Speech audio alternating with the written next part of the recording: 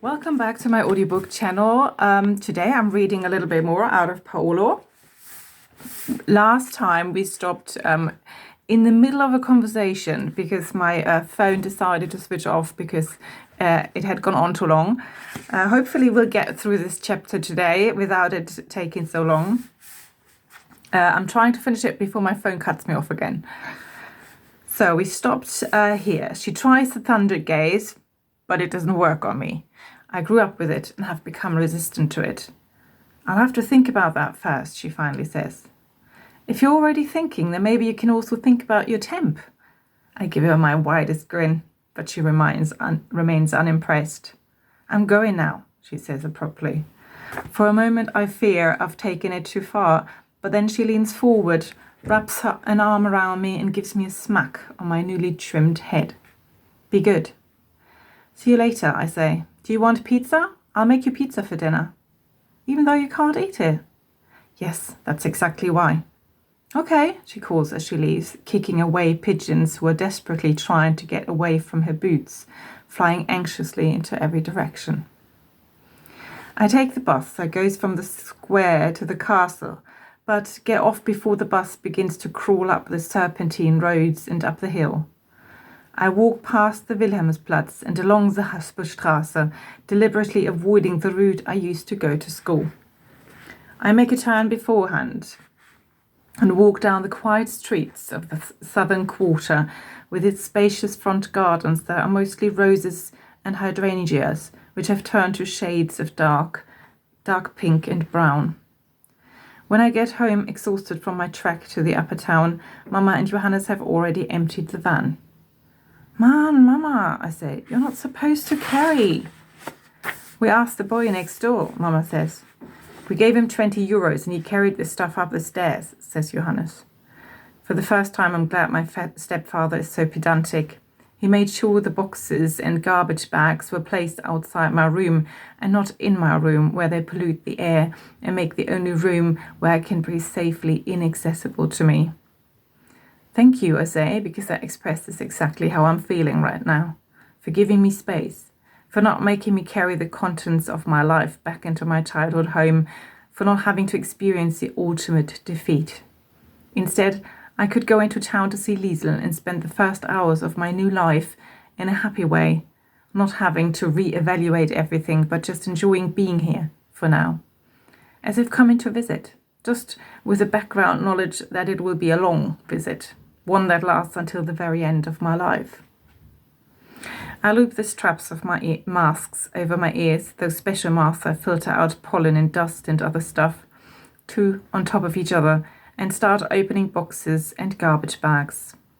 From the kitchen boxes, I only take my favorite cup and 4 sets of my cutlery because Mama and Johannes still eat with silver, which makes my lips swell. I resist the urge to carry the boxes up to the attic because my muscles are still sore and any physical exertion will ensure that tomorrow morning I have a similarly hellish awakening as I did today.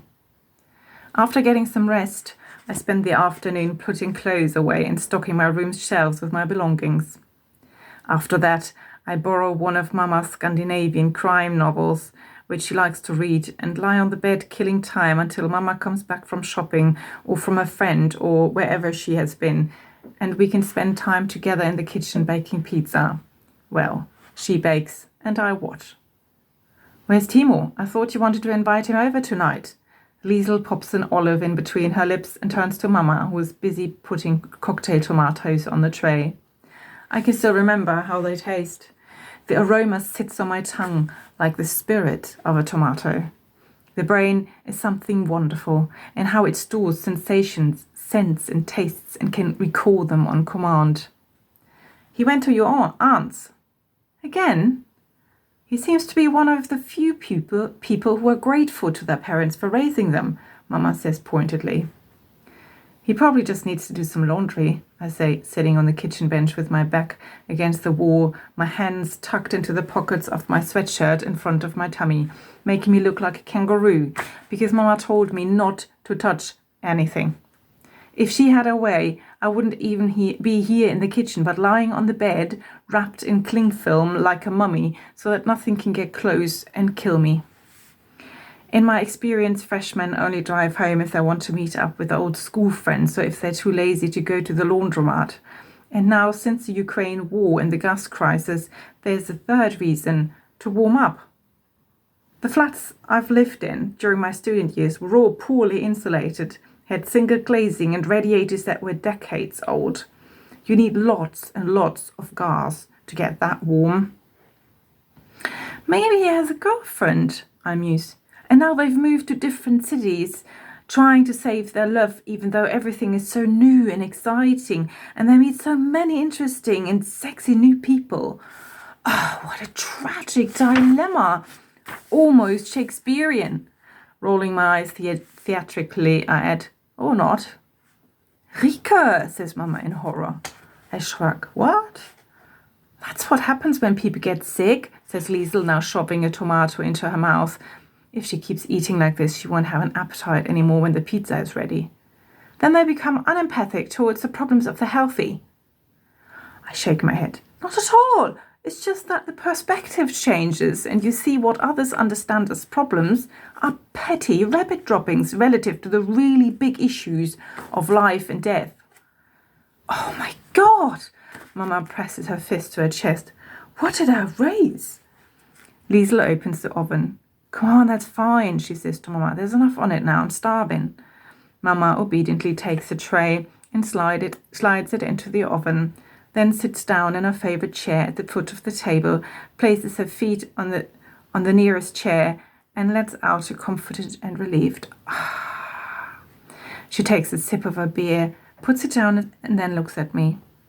Are you going to eat a slice as well? She then asks. Mama! Shouts out Liesel.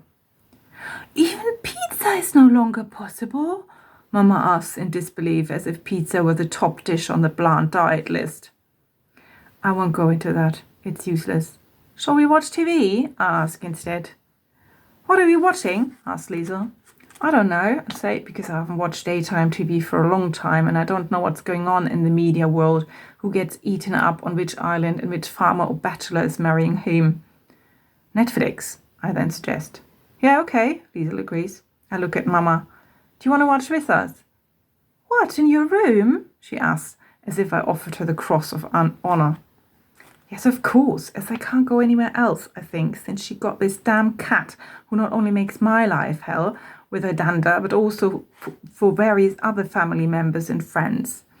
For some reason, this animal is more important than me or my welfare. Then who's going to watch the pizza? Asks Mama. Sometimes she's helpless like a child. We'll just turn on the timer, Liesel replies promptly. She taps the knobs on the dashboard of the oven a few times, then walks to the door and says, Come on, let's go upstairs. Mama quickly grabs another beer bottle, her glass and her glasses. I take my cup of hot water, and so equipped we follow Liesel up the stairs.